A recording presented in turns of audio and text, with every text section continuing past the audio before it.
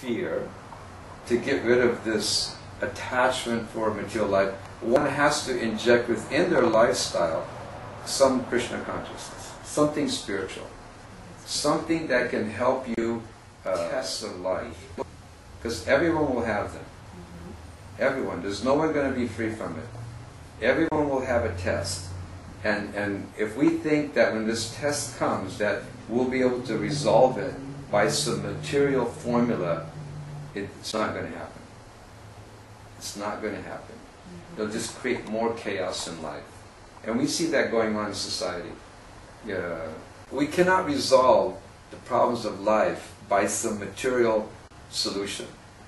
It can only be resolved by a spiritual solution. And we feel Krishna consciousness can give us that. Krishna consciousness can give you a spiritual solution to all the difficulties of life. And by good association, by meeting a saintly person, by following the instruction, one can become relieved of the distresses of life. Wonderful. Do you have any vision for your Dwarka, or a goal, a plan? Well, first of all, we would like to follow the instruction that Prabhupada gave us here. Specifically, Prabhupada mentioned 3 items that I tried to focus on in my visionary plans for this community. One is, of course, spreading the chanting of Hare Krishna. Prabhupada liked that. Secondly, Prabhupada liked his books to be distributed profusely, so we try to focus on that. And thirdly, we try to actually focus on a cultural presentation in the form of prasadam, vegetarian food. But vegetarian food that is blessed by Lord Krishna. So these 3 items I try to focus on. And that brings us to a bigger picture, because there's certain ways that you can spread the chanting of Hare Krishna. You can, like for instance here in New Dwarka we have what we call a temple bhajan band. This bhajan band goes right into yoga studios. And while they're performing all their yoga postures, the devotees are chanting, different bhajans and Hare Krishna mantra. That's one aspect. Another aspect, of course, is out in the streets, chanting in Harinam, Sankirtan. But chanting is also by different methods, such as videos, DVDs, and like this program we're having. This is also chanting. They're hearing about Krishna. That's right. So all these type of methods for this chanting. And then the book distribution. Prabhupada was very adamant that this is a very important functional process of our society. People need to develop knowledge. Knowledge is of the utmost importance. So these books can give one knowledge. It can also, Prabhupada also said that these books, or these pictures of Krishna, these are the windows to the spiritual world. That's what he said about these.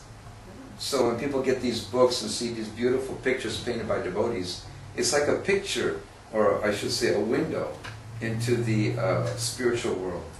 And the knowledge is extremely important, because that knowledge is like a weapon. It's like a sword. If you go into battle, you have to have a sword, a sharp sword. So the Vedas, these books, Bhagavad Gita, Srimad Bhagavatam, they're like a sword that cuts the knot. It cuts the knot of our attachment to this material world. And this knowledge is the utmost importance. So we try to follow that instruction in various ways, by having classes, devotees going out, distributing the books in different venues, in different areas around the city. Up to this date, up to today, we have almost around the world distributed 600 million pieces of literature throughout the world. That's impressive. Yes, very powerful. Very powerful. So Prabhupada very much appreciated that. So we try to develop different types of venues for distribution of this literature. And then of course we also have like prasadam, our restaurant. We do, we have in this restaurant here in Los Angeles, we have approximately 7,500 people that come a month to our restaurant here.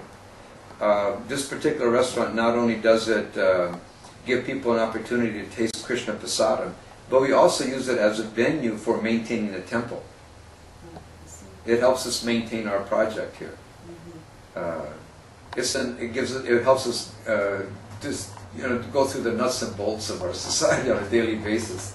So it's very important in two ways. It gives people an opportunity to have Krishna Prasadam, and secondly, it supports our temple. So these are the three main things, and from these are offshoots. From the restaurant we do catering. From our book distribution we develop Namhat programs, where we go to people's homes, and in their homes we distribute prasadam, and we also chant. We do some books, but it's also an interaction with the congregation. We also have a Sunday love feast every Sunday, where a lot of our congregation comes, sees the deities, and so it's cultural. It's of course we have a lot of Indians that come, but we also have Americans that come, that are curious and want to know about Krishna consciousness.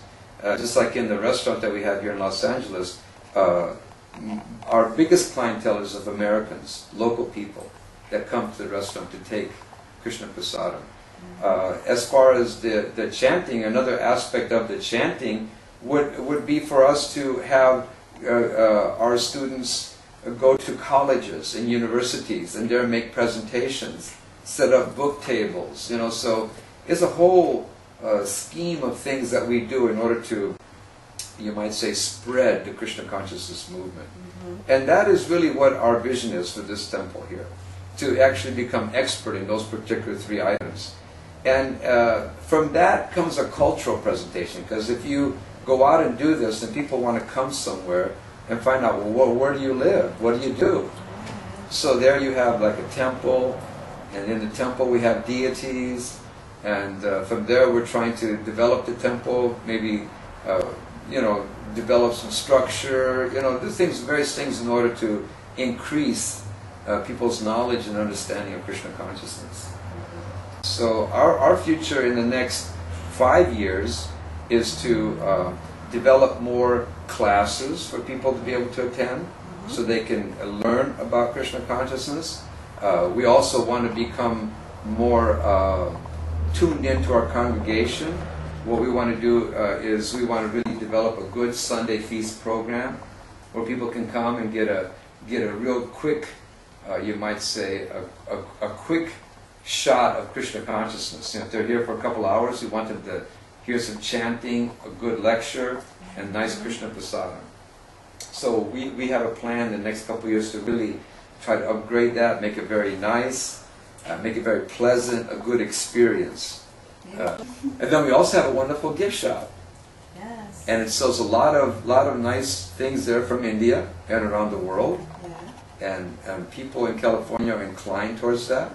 Like I'm looking at your kurta and I'm seeing this one of, it looks just like one of Govinda's. Yes, it is. So this is something that works.